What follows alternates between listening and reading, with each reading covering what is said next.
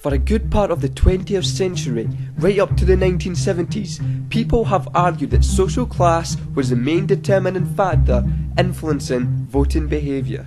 Back in the swinging 60s, the decade of the Beatles, the beginning of the hippy movement, and sex, drugs and Elvis Pressely, social class was more alive in Britain and it was easier to define. The working class have always been seen to vote Labour, but the middle class has stereotypically voted Conservative. This all began to change when social mobility began to change Britain's class system forever.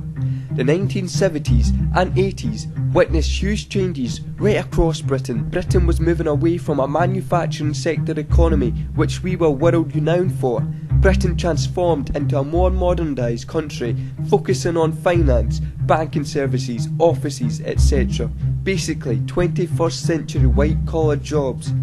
As more working class people went to university to achieve the degrees needed for these new jobs, the UK's middle class began to grow dramatically. Social mobility was finally taking place in Britain. The People's Revolution was unfolding. This led to class de-alignment and a fall in people voting for a party due to their particular class. The decline in class voting led to political parties switching to the centre ground in the political spectrum. For example, New Labour, headed by Tony Blair, had great success in attracting people from all classes, which led to Labour winning the 1997 election. However, after a couple of generations of social mobility, it seems now in 2011 that social mobility has stopped in its tracks. Social mobility is declining.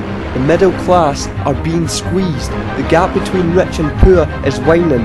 The powerful elite are back in power. It feels like we are going back to our Victorian ways.